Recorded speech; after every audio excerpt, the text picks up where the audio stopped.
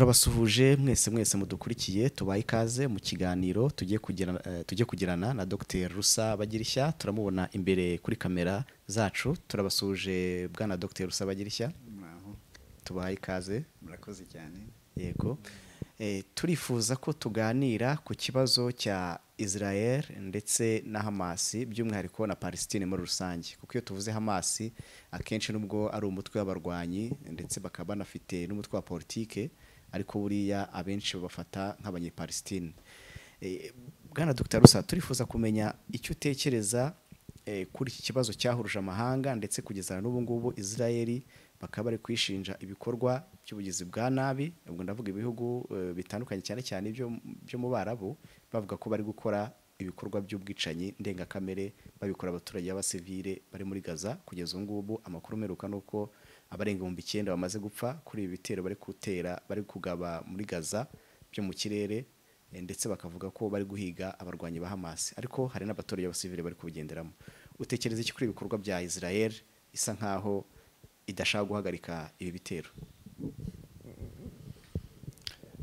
Sinzi ibintu bya Israel biratangaje. Kuva Israel yaba hariya nta na rimwe yatigeze abintambara. Sinzi igituma avuga uyu munsi.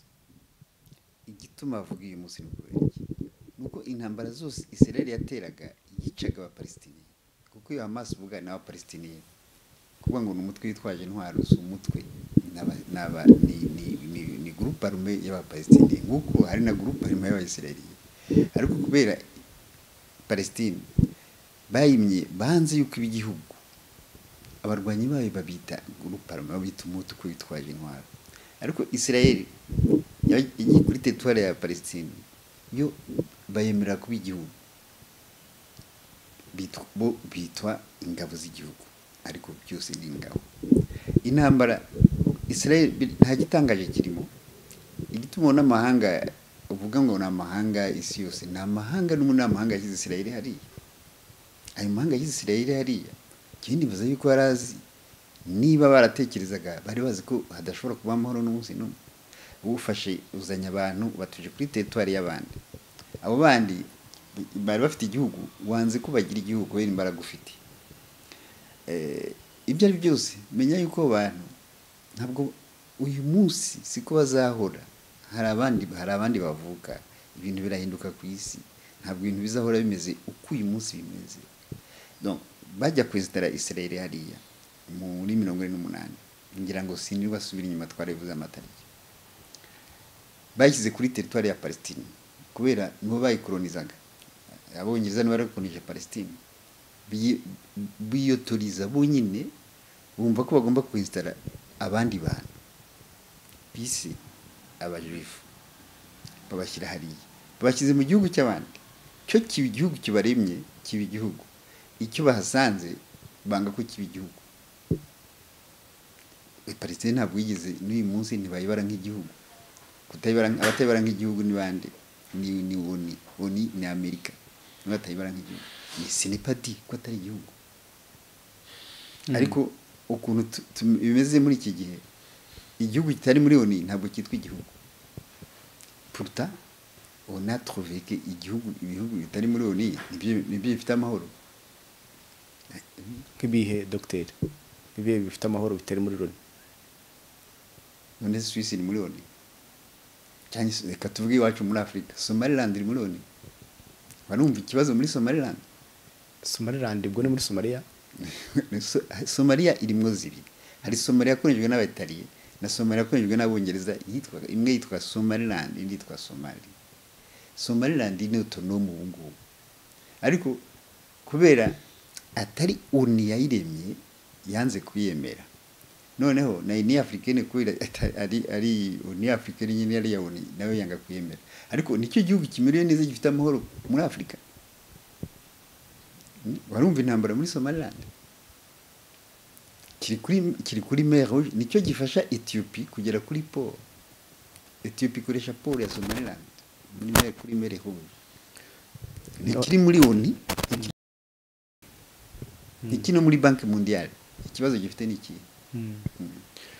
Wenda se nka Somalia tuzi ko ari imitwe y'iterabwoba iremwa nande hirwaho nande ko yita muri Somaliland ko nayo ifite poro ni ukuvuga ngo muri Somaliland nta operation nimwe afitanye nawe dufashe gusobanukirwa neza Somaliland na Somalia isanzwe ahari imitwe y'iterabwoba muri Somalia Somaliland nta kibazo bafite. Nta kibazo bafite na gitoya. Utekereza ko babigezeho kuko batari muri Loni? None se unimariye kiriya Somalia muri Loni yimariye atari kuyisenya gusa atakindi ihora ko batinya ko yagira amakooperasiyo n'Uburusiya cyanye n'Ubushinwa iriya Paul bakaba bafite niyo ifite Paul ndende muri Afrika. Ariko Somaliland ifite Paul ya kuri Mer Rouge ariko nta kibazo ifite. Nta nakimwe. Ariko iri libre ishobora gukora ikishaka. Nta nkunga isaba. Iritunze. Kandi abasomaliye muri Somaliland babayeho neza. Ntabwo uzumva na rimwe biplenya. Ubwo ni igihugu kitasaba inkunga kandi tuzi ko ibihugu byinshi byo munsi y'ubutare bwa Sahara bitunzwe n'inkunga z'amahanga. Ibyinshi ariko harimo bidasaba inkunga. Birimo na za Botswana nkunga zisaba. Botswana. Yego. Hari bidasaba inkunga. Nuko gusa ibyo ngibyo ntibajya bivuga. Bari abantu bavuga ibihugu juste bibasaba inkunga nibyo bamwe ibibazo nibyo bivugwa. Uko igihugu kivuga kubera cyabayemo intambara. Igihugu kitabayemo intambara ntabwo uzakimenya. Nk'ubu iyo tuvuga muri Afrika barumva bavuga Botswana umunsi n'umwe. Botswana ntabwo ivuga pe. Botswana yakoze ubushakashatsi nyuma yuko tuganiriye mu kiganiro giheruka nsanga ni igihugu kibayeho neza mu bijyanye n'umutungo w'umuturage ku giti cye. Imibereho y'umuturage nta kibazo. Ugasanga cyo ntabwo kivugwa mu binyamakuru nk'ibindi bihugu usanga nyine Botswana irusha imibereho. Ariko ikintu uvuze wenda gisa nkaho kidasanzwe nuko ibihugu bimwe na bimwe bitaba muri Loni akenshi usanga bifite amahoro. Tugaruka ku bihugu wenda byinjiye muri Loni. Ese byashoboka ko byakwivana muri Loni nabyo kugira ngo wenda bigire kise bitavamo. Riga muri Loni nta uvuye musaba kugira gute. Kuri wowe ukabona kuba muri Loni nta nyungu birimo. Iyi news iri he? Yewe muzanyereka inyungu yawe. Ariko twumva nk'imiryango je birantangaza kubera iki Charles de Gaulle no mu France we ubwe yivugiye ati oni c'était marché américain sinzi uko nakivuga mu Kinyarwanda. Oni ni marché américain ni y'abanyamerika si yisi. None se ubundi oni yatekerejwe n'ibihugu bitatu barabyorganiza uko bashaka. Twebwe tusa n'abagiyemo nko kungu bati ni muze natwe turagenda. Ariko si ngombwa itumari yikize unikini mari Afrika unikini mari Afrika ni iki ni tribunal de la Haye. Donc bafunga abayobozi bacu nta kindi urukiko mpuzamahanga n'amanabyaha rw'irahe mu Buholandi. Niba ari cyo nuba gufunga abayobozi bacu ari byo dufitiye akamaro muri cyo tuma tuyigumamo. Reka twigarukiye muri Asirazuba bwo hagati kuri ubu ngubu Israel ndetse na Palestine ni amakimbirane amaze imyaka n'imyaka. Ariko tugarutse kuri intambara noneho iri kuberayo ejo bundi ukuriye umutwe wa Hezbollah yatangaje bwa mbere nyuma yuko ibitero byo ku itariki 7 z'ukwezi kwa 10 bibaye bigabwe na Hamas kuri Israel. Uyu muyobozi wa Hezbollah yagaragaye ku mashusho ari muri Liban mu murwa mukuru Beirut avuga ko ibitero byagabwe na Hamas ku itariki 7 z'ukwezi kwa 10 babibonye kandi bashyigikiye Hamas bari ku ruhande rwa Hamas ndetse kandi arabanye Palestine 100% bagomba kuzabarwanirira. Ibinyamakuru mpuzamahanga byahise bitangira kwandika bigaragaza icyoba gikomeye cyane Israel yageze ubwo icyo gihe bahise bafata ibirindiro bikomeye mu majyaruguru ya Israel bavuga ko Hezbollah ishobora kuba yabaca muri humye. Ese aya magambo yatangajwe n'uyu muyobozi wa Hezbollah wowe umva ko yarakwiye gutera ubwoba abanya-Israel kuri rwego? Nuko mutazi Hezbollah iri capable yo gutera ubwoba Israel. Hezbollah ifashwa na Iran. Ni ifite imbaraga kurusha Hamas kuva kera. Hezbollah ahubwo sinituma yitonze muri iki gihe. Ariko ubundi Hezbollah itera ubwoba Israel gusumba Hamas. N'ubwa mbere Hamas ikora ibintu nk'ibyo yakoze ubu ngubu.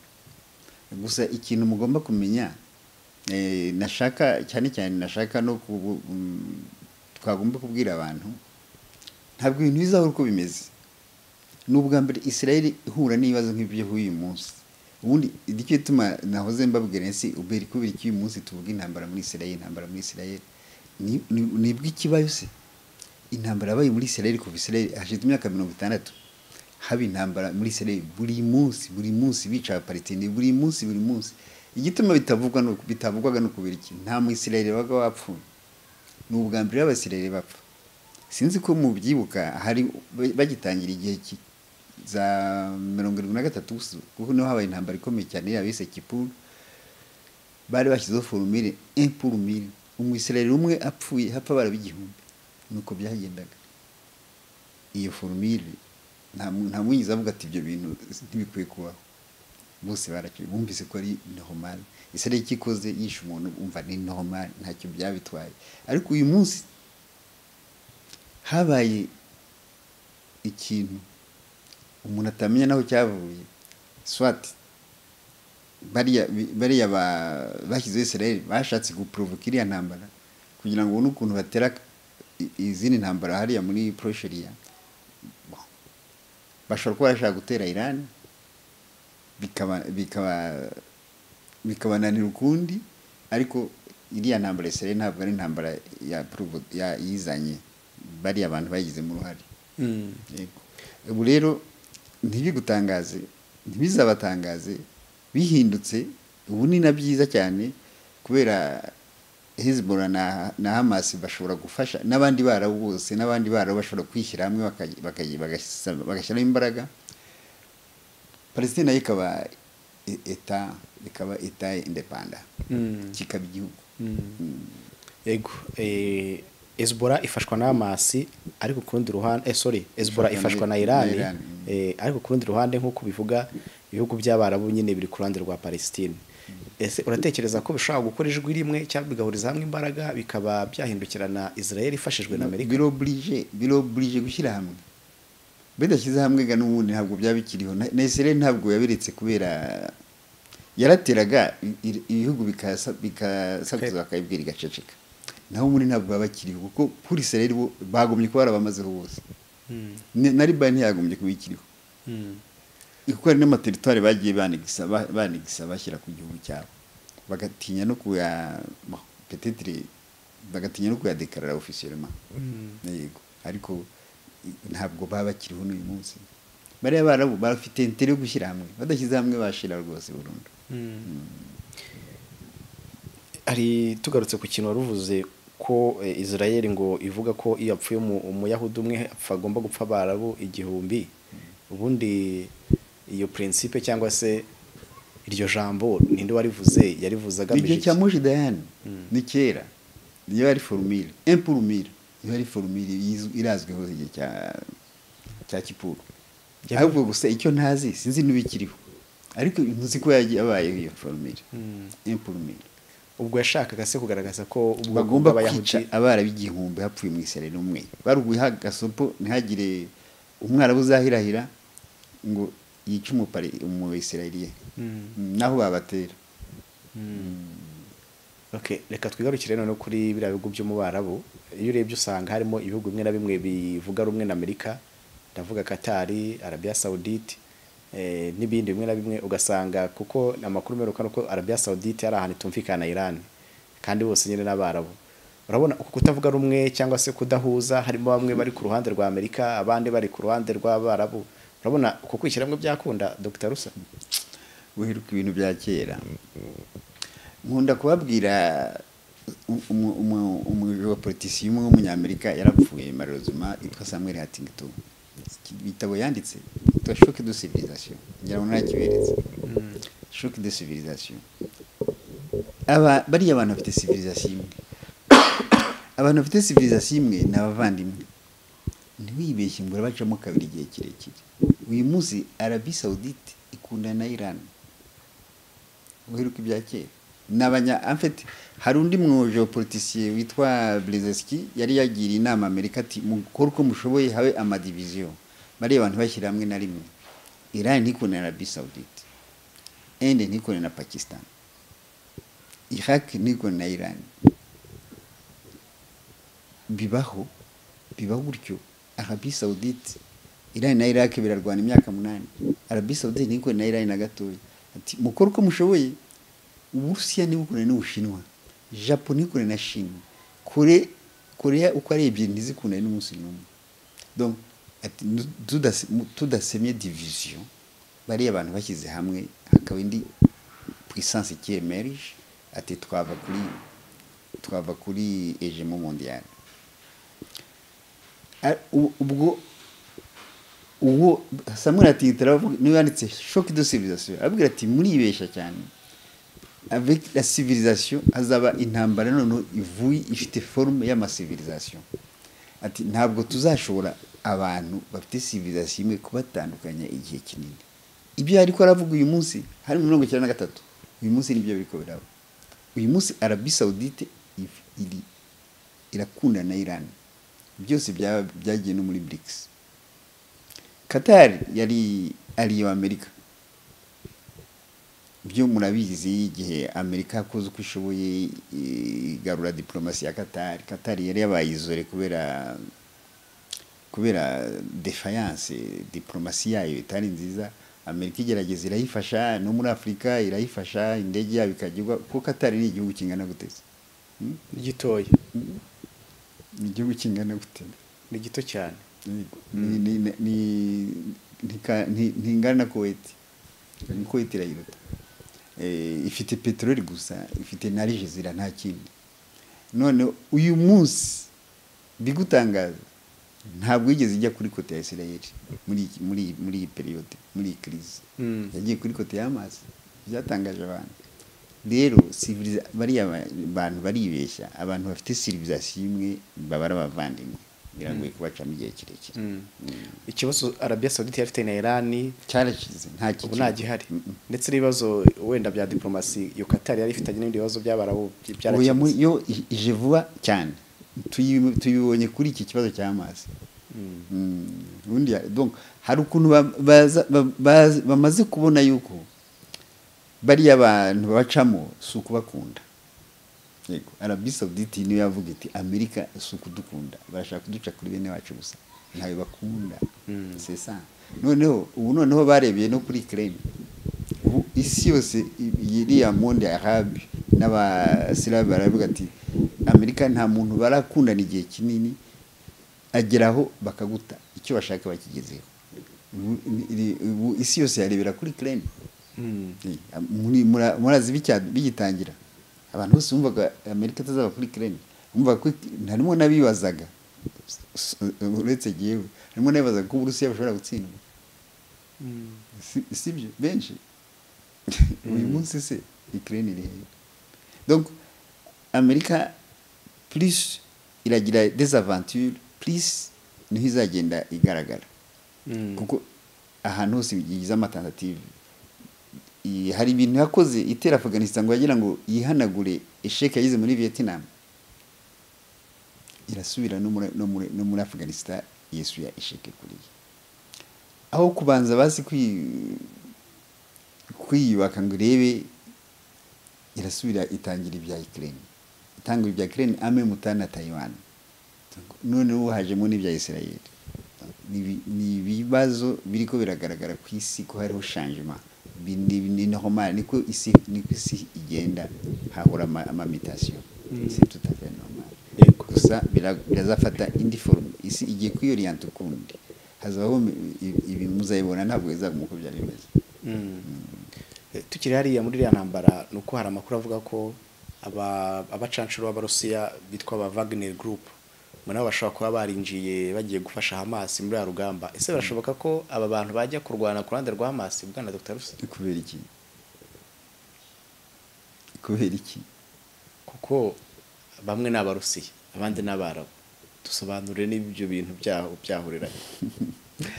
Burya rero hari ikintu abantu wagira ngo ntibazi bura. Ahubwo igitangaje nuko barwana n'Abarusiya abandi. Kuko 90% abantu batisereye n'Abarusiya.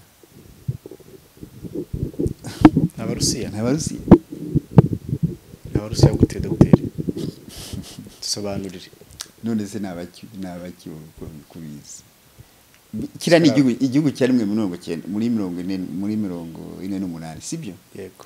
bazanye abo bita les juifs b'Iburayi n'abajuifu ku idini sibyo Uburusiya no hari abajuifu benshi ku isi nimuvuge ngo bari mu Budage nuko intambara bari mu Budage ariko Stalin yarafite abarusiya benshi ku buryo nabo babisha hapfuye 1 million batavuga n'abarusiya rubazanye hariya bavuye mu abaswisi bazanye bon n'abarusiya b'abajuifu bazanye hariya muri Israel ariko n'abarusiya abandi bavuye muri Turkey ndiri kuvuga ngo Wagner n'abarusiya bagiye gufasha abantu bari abantu ntamenye ibyabo ni bamwe gusa niba Wagner iriyo rubita agiye kwica bene wabo b'abarusiya b'abajuifu b'abarusiya oya si ukuvuga ngo bagiye kwica bene wabo barashaka baprotéger kuko uretse na Wagner communauté juive iri muri Amerika abonye bivuga gute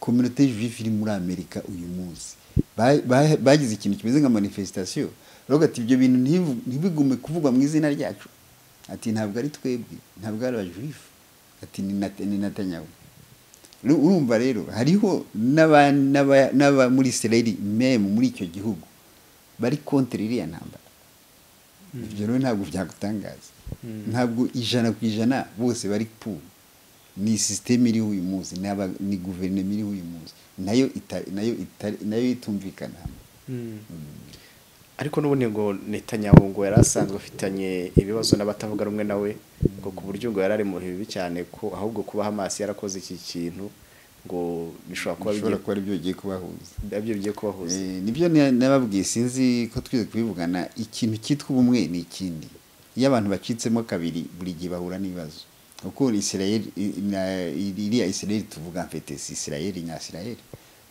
n'abantu bavuye hanze baza batura hari bitwa abajuifu ku idini gusa cyane ku muryango ariko nta numwe wahari ya bose n'abavuye hanze nicyo tubavuga ko abarusiya bikabatangaza bari abantu batuye muri Israel ati je suis ati ndi umuyahudi d'origine suisse ndi umuyahudi d'origine russe ndi umuyahudi d'origine allemand donc hanyuma tugarutse kuri icyo kintu cya Wagner Group nk'abacanshi b'abarusiya bashobora kuba wenda barageze hariya mu kugira ngo bafashe Hamas niko bivugwa ntago turabona bari kurwana koko ariko amakuru yatangiye kuvugwa kenshi bura bafite ahantu yaturutse urabona Uburusiya butaba bugiye kwinjira muri intambara mu buryo bweruye bagahangana na Amerika barwanira hari amurasirazuba bwo hagati ntabwo Abarusiya bashobora kujya kurwana ntabwo Abarusiya bashobora kujya gutera Israel no Israel tuwe n'Abarusiya ntabwo bagiye kurwana n'Abarusiya na bene wabo kuko no mu Rusiya baracyahari barabonye yuko iyo bitari ibyo Israel nk'umwari wa Amerika barabaye ya mbere muri Ukraine kurwanya Uburusiya ariko ntigeze biza yaranze sinzi ko mutabireba ibyo bintu mu bihugu bikundana na Amerika Israel yari ya mbere ibihugu bikundana na Amerika nibyo byafashaga Amerika muri Ukraine rimwe na rimwe ari ukubisunika nk'Iburayi Macron yayigaragazaga cyane n'Ubudage byo nibisanzwe abadage bahuye na Stalin wisha banazi cyane na za Polonye ibyo nibisanzwe ariko Ukraine Israel kwitaje mu nuko biriki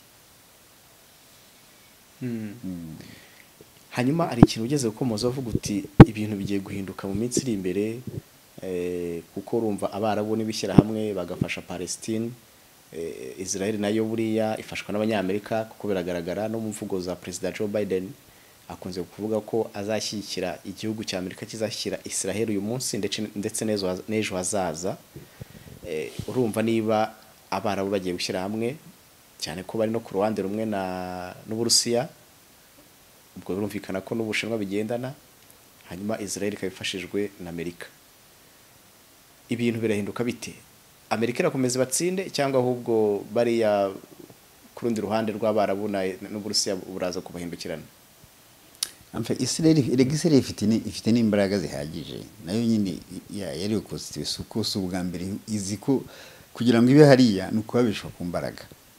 Muribuka iki gihugu ko yarwanya amezi 6, hari n'igihe gikurwana iminsi 6 itsinda rigarabe, imbaraga irazifite, ariko ifite intérêt yo kuba yareka Palestine ikaba igihugu. Ni donc iyi ntambara sugushaka gusenya Israel. Ntawe n'umwe ufite intention yo gusenya Israel, gusenya igihugu nta n'umwe ufite intention yacyo. Intention nuko Palestine nayo yaba igihugu, nicyo bageraho kandi barabigeraho. Ubu bizakunda. Amerika nayo igomba kubona yuko iri kwirashyira Israel mu kaga, iri yiteza ibibazo, kandi ntabwo imbaraga ifite Amerika uyu munsi irabona ko itazazihorana. Iragaragara uyu munsi irabona ko ntazi ikintu afite. Ibyiza nayo ifite intérêt yuko bumvikanisha bari abantu Palestine ikaba igihugu, ikagira eta, ikaba igihugu kiri bien organisé. Nacyo kikemerwa na Loni. Si ngombwa ngo nikemere. Ni kibi igihugu, ngo nise ni iki. None Dr. Rusa, hari ikintu wakunze kuvuga, binavugwa n'abandi benshi, iyo bavuze BRICS, ndagira ngo numve icyo utekereza. Hari abavuga ko BRICS nk'umuryango nyine waje ushaka gukora ibyawo kugira ngo yitandukanye n'ibindi bihugu by'umurengerazuba bw'isi, ariko bakavuga bati bafite intege nke zishingiye ku ifaranga, idolari racyadomina ubukungu bw'isi, ndetse kandi bakanavuga bati ururimi bakoresha, abanyamerika bakoresha icyongereza, kandi nayo ni intwari ikomeye kugira ngo bakomeze bayobore isi. Urana BRICS ibyo bintu bibiri izabishobora kurwana nabyo, ifaranga ndetse n'ururimi. Ururimi nta kiruzi. Ururimi nicyo kintu atacyo kivuze na gitoya. Ntacyo kivuze. Chine niwe ya mbere muri economy ku isi, kandi bakoresha igishinwa. Chine niwe ya mbere. Ifaranga naryo, ifaranga idolari ni igiki? Idolari ariko rikoreshwa mu bukungu mpuzamahanga. Rikoreshwa mu bukungu bazengwe n'isoko mpuzamahanga. Buri maze gutagaciro kangana gutese. Hariya idolari ryagize imbaraga kubera Amerika yari ifite imbaraga. Ariko undi idolari ryateye agaciro kuva muri 71. Hanyuma ryagumye rigaragara kubera iki? Kubera Arabie Saoudite yari yanumvikanye na Amerika ko igomba gufagitira petrole muri dolari. Noneho idolari ribaho kubera rikenewe. Suba ko ryari rifite agaciro, kwa muntu wese aragura petrole kubera ryari rikenewe. Ku idolari kuba remplacer nakanya gato cyane. Ariko suba ko rizavaho, rizagira zone yaryo. Ariko ntabwo rizadominisi kuko idolari ifaranga rigira agaciro suiva economy y'igihugu. Economy yawe yaguye, ifaranga ryawe nta gaciro rigira. Yego. Erega ntabwo ari ibintu bitangaje, sinzi kuntu muyibona. Kera mbere y'intambara ya kabiri, ifaranga ryari rikomeye ku isi, ryari pound. Niryo ryajwaga role ya dolari. Pound rikoreshwa mu Bwongereza. Yego. Ubwongereza bumaze kugwa kubera iya ntambara ya kabiri, Amerika irazamuka, pound ivaho, hajyaho idolari. N'idolari rero ishobora kuvaho gutyo, ibyo ni ibintu bisanzwe. Hari umwekonomiste witwa Keynes, John Maynard Keynes, umwekonomiste wari umuhanga cyane. Yabagiraga inama muri 40 inama zabaye imbere, kuko iriya banke mondiale yavutse muri 45. Muri 44 aravuga ati rero, ati nimureke kuzana idolari, ati dukora ifaranga monetaire, ifaranga ry'isi, ati turyite banko.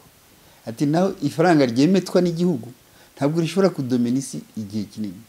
Ati reba pound ukuntu bigenda. 1971 Amerika igira ikibazo cya stock ya zahabu yo gusutena idolari.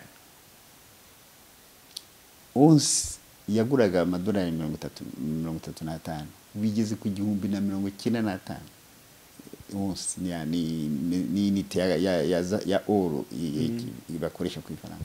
Ni igipimo cya zahabu bakoresha ku gaciro k'ifaranga.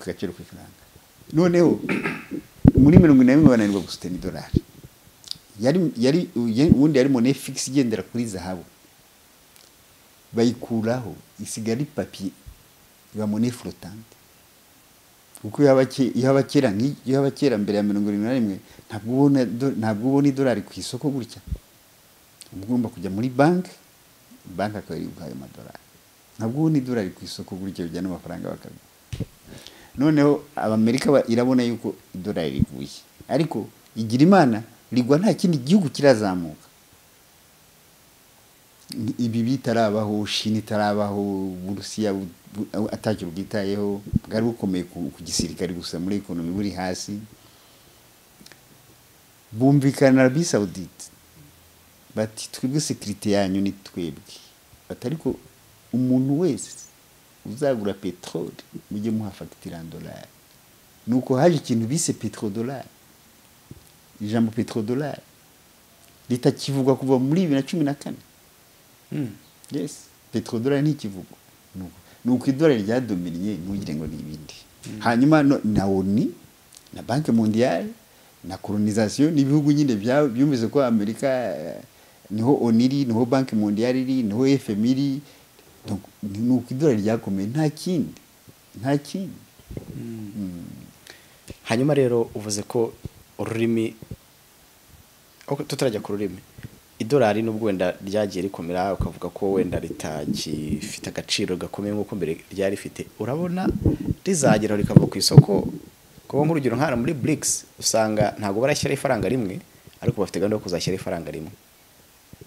Ubushinwa, Uburusiya, urabona bazakira ifaranga rimwe rikaza rikabyiga idolari rya mbere ku isoko mpuzamahanga. Kubera ikiza erega umuritse nk'ubu ugiye muri Shini ubwira ko akwinjiza dolari mu gihugu cyabo, ugiye kurangura nk'amakontineri reka idolari ntabwo rirenga kuri aeroport. Nibyo ukoresha yuan, ukoresha yuan ni money paper.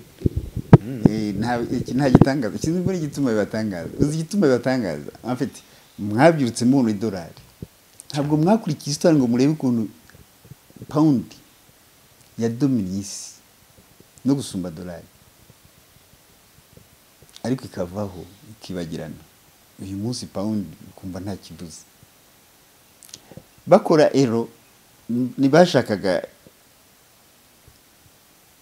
iramplace dolari, idolari ryo gukora iwabo, ariko Uburayi bukora euro butegekwa buri kolonize na Amerika. Na Amerika yariremye naryo, donc naryo nuko naryo rifite ikibazo. Donc ni ibintu Amerika yubatse biriko birasenyuka uyu munsi. Nicyo nangiye kubaza, urabona nk'ifaranga ry'iriyero ryaje rishaka kubyiga idolari rya Amerika, ariko ntabwo iriyero ryabigezeho. None oya sero kubera ikiza ero si yo yiyubatse, yiyubaka ntabwo ikimenyetso naguha kuri ibyo kugira ngo byumve neza. Union Européenne yari Union Européenne n'Ubwongereza burimo, muri Union Monétaire Ubwongereza bwanga kujyamo, bwo burakomeza kwikoreshereza iri pound, ifaranga ryabo bakomeza kuriryamaho, bava muri euro. Wagira ngo n'ukubera iki byanakuye debate muri parliament yabo, babyise ngo ni BRICS, oya babyitaga exit Brexit. Aho ni nyuma bashaka kuva muri Union Européenne, ariko ntibizajya muri Union Monétaire. Kubera iki Amerika n'Ubwongereza ni bamwe bari bazi yuko bazava no muri Union Européenne, bari bazi yuko euro itazakomera na rimwe ngo remplace dolari. Ubwo n'umugambi wa Amerika babateza umutego, n'umutego babateza. Hanyuma rero reka tugaruke kuri BRICS, Abashinwa, aba Brazil, aba Banyafrika y'Epfo, Abarusiya bazafata ifaranga barishyireho twizere komere kurusha gusa. Erega ntabwo izaguma yitwa BRICS. Yego ushobora kwitwa Barisa izu ko hari ibihugu byinshi. Impamvu yitwaga BRICS ibihugu byinshi. BRICS biragira umuntu iragira agaciro ko ifite zone économique nini, espace. None si gituma mvuga dolari no kubera iki? Ni espace économique yoperamo. Biriya bihugu rero ni na byinshi gusumba, bifite espace no gusumba aho idolari yari iri. Yego. Ukabona ko ubu hazaba ntuze système monétaire izahinduka. Hazaba zone ya dolari izaguma iwabo, habe na zone ya euro izaguma iwabo, habe na BRICS izaguma muri HANZE. Iyo ya money bazakora niho hanini, ni naho hakenewe ku isi, niho hari matière première 55%. niho hari ibicuruzwa niho hari ubukungu ku isi bifite 60%, 60%, ubukungu bwo ku isi. Petrol na gaze, inganda nyinshi zo mu Bushinwa byose n'amaminera byose. Hanyuma plita ntibizagutangaza Afrika nibizajyaho. Ntibizagutangaza Afrika yo tuzayigendera ibiganiro bya Afrika byo tuzajya tubigendera umwanya. None se si ubwa mbere Afrika ibihugu byo muri Afrika bijya kuri BRICS. Yes. Za Ethiopia yagiyemo deja. Hani n'ibindi biri kandida byinshi. Ntibizagutangaza. Ntibizagutangaza na Afrika de l'Ouest igiyemo yose. Hanyuma rero icyo kifaranga wenda turagisoje. Tujye ku rurimi wavuze ko nta kintu ruvuze, kandi bavuga ko influence y'icyongereza ari kimwe mu bituma Amerika igira ijambo rikomeye kuri iyi si. Icyo ngicyo barakana ururimi ntabwo ari gituma ibyo ni ibintu bagenda bigana. Empire Rome yakuvugaga ikilatini biranga ntibikunda. Ururimi ni culture, kandi na Amerika ntabwo ururimi no muri Amerika hose icyongereza bagize nko ku ngufu. Hari ibihugu byinshi bitavuga icyongereza muri Amerika bakivuga peut-être batanabishaka, kandi bikize no gusumba nka za California bavuga icyespanyo, nuko ari indimi z'abakolonisateur. Ariko ururimi ntabwo wavuga ngo ni rwo waruvuze amareta ya Amerika adakoresha icyongereza.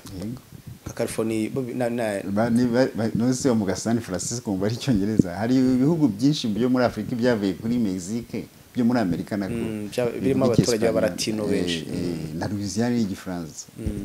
Donc bibaho ururimi ntabwo ururimi ari facteur iri yagira influence nini cyane. Kuko ururimi ushatse kurwigana n'akanya gato kubwa ukabona nta kintu nyine icyongereza nta iyo influence ntayo bafite. Ntabwo ururimi rwose ari ikintu wagenderaho. Ekonomi niyo ya mbere kandi ntayo uriye n'ururimi.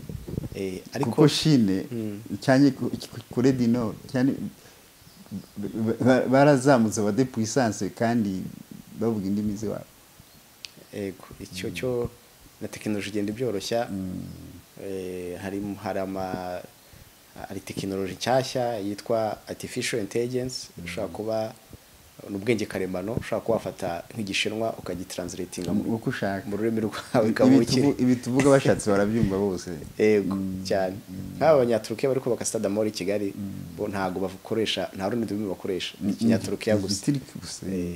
Kereka abantu bari abadiplomate babo n'abandi bantu nyine bisaba kugira ngo bavuge indimi z'amahanga, ariko ubundi abandi ururimi gakondo. No muri Ethiopia uzera ukuntu bavuga icyongereza nabi. Icyongereza ntibakitayeho, bavuga icyamarika. Uzajye muri Ethiopia bavuga icyongereza nabi rwose cyane, kandi babishaka kuko bigisha icyamarika iwabo, ururimi rw'iwabo. Uzarebe n'indege zabo zanditseho icyamarika. Muri Tanzania nabonye ururimi gakondo ariko bashyira imbere cyane. Igiswahili. Ururimi ntabwo ururimi warugenderaho ngo urayobora isi ni ururimi. Ariko nko kuri BRICS urumva impamvu uri kubivuga biragoye kugira ngo babe bashyira hamwe, kuko urumva Abarusiya bavuga Ikirusiya, Abashinwa bavuga Igishinwa, Abanyabrazil bavuga Ikinyesipanyolo niba atari Igiportugal, bavuga Igiportugal ariko bakise Ikibraziliya ariko ni Portuguese language. Hanyuma tukareba Afrika y'Epfo ikoresha Icyongereza. Ubwo ikindi gisigaye ni iki, ariko biri kose urumva bafite indimi zitandukanye n'uruvangitira ziratandukanye, ariko indimi ntacyo zivuze. Nose ntibumvikana rufite bumvikanye izo ndimi ntacyo zivuze. Urabumvikana bate Dr. Izo ndimi ntacyo zivuze kabisa, barumvikana. Ariko wenda tutarava ku rurimi, abatwumva cyangwa se abadukurikiye batagira ngo wenda turi kushishikariza abantu kutiga indimi z'amahanga, nabyo ndakeka ari byiza kumenya indimi z'amahanga international, Igifaransa, Icyongereza, Kinyaportugal. Ndabeshya Dr. hari icyo bitwaye ubimenye? No, indimi ni communication. Nk'ubu ntibizagutangaze uzasanga i Burayi hose biga Igishinwa ku mugoroba. Ahantu bigisha Igishinwa. Iyo ukeneye igihugu, ukeneye communication, ururimi urarwiga. Ntibizagutangaze hariya hose wumvise biga Igishinwa. Nabo ngabo bumva bigisha gusa kenshi iyo ururimi rwawe ni fierite kumva ngo ururimi rwawe nirwo rudomina ariko ubundi biragoye nko kugira ngo uvuge ubwire abahinde ngo bige igishinwa kubera iki biragoye byagorana kuko uriya ende ni ibihugu 36 bavuga indimi nyinshi cyane ariko bose kuva kuri Gandhi bumvikanye bavuga igihindi izo ndimi zindi baziga ku buryo segonderi ako kantu k'ururimi nawe nsoma raporo ya UNESCO ry'ashami ry'umuryango w'abibumbye rishinzwe uburezi umuco ego uburezi science education ubwo n'uburezi umuco n'ibindi UNESCO barayiza abantu benshi bavugaga ko buriya kugira ngo umwana amenye ubwenge busanzwe bwo mu ishuri agomba kwiga nibura mu myaka 3 ya mbere kuva mu wa mbere primaire mu wa mbere mu wa kabiri mu wa gatatu yiga mu rurimi gakondo kavukire izi matière zose ati bimufasha kufunguka mu mutwe kumenya kuko niyo base y'ubumenyi bwose kumenya imibare kumenya science zindi yiga mu rurimi gakondo ariko mu Rwanda ho urebye n'ibindi bihugu bya Afrika batungaga to kihugu bya Afrika babishishikariza kwigisha abana babo education de base kuri gakondo hanyuma bagera hejuru bakwisumburaho bakanakubisha mu ndimi z'amahanga hari n'abanaliste batandukanye bagiye bagaragaza ko nyine icyo ari ikibazo gikomeye gituma uburezi ireme ry'uburezi mu bihugu bitandukanye bya Afrika bitaba rifite ako gaciro se docteur wenda nubwo dusa nkaho twaduhinduye ingingo nawe uremera ko umwana yagakwiye kwiga muri gakondo akiri muto cyangwa ubwo umuntu akiri muto nibwo basha kuba yaba flexible akamenya indimi z'amahanga oya hundi bagombye kwiga muri rwawe izo z'amahanga ukazifata ukuze ukazifata ufite base yiwanyu na ubundi ni kwa kundi ni accreditation ni kwa kundi twabaye deracine ukumva iyo utigeze umenya ibyo wanyu ntunabikunda none umwana bakwigisha muri biriya by'ahandi none ukumva ahubwo we ntumeze nk'abo wasize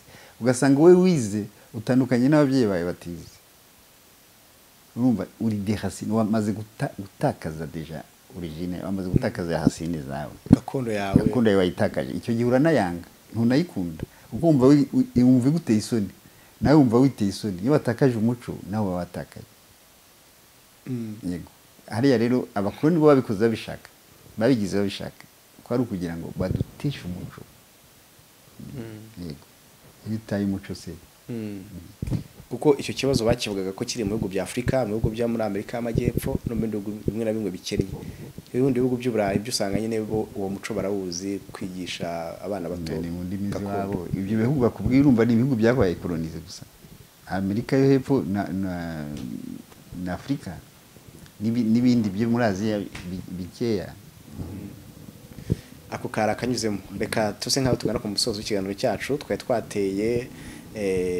twateye duturutse mu burasirazuba bwo hagati tuvuga ku kibazo cya Israel ndetse na Palestine by'umwihariko ku ntambara ihuje Israel na Hamas mu bitero biri kugabwa na Israel byo mu kirere ndetse no ku butaka kuri ubu ngubu amakuru avuga ko nyine ingabo za Israel zamaze gucamo ibice bibiri Gaza igice cy'amajyaruguru n'igice cy'amajyepfo kugira bakomeze bahige umwanzi ari we Hamas kugeza ubu ngubu hari abaturage b'abanyezerere bafashwe bugwate barirwa kuri 200 Netanyahu avuga ko urugamba ari kurwana ari kugira ngo abo bantu babohore dusoza docteur aba bantu koko urabona iyi ntambara amazi iri kurwana ari igamije kubohora aba bantu cyangwa hari izindi nyungu ziri inyuma ya no gushaka guhashya Hamas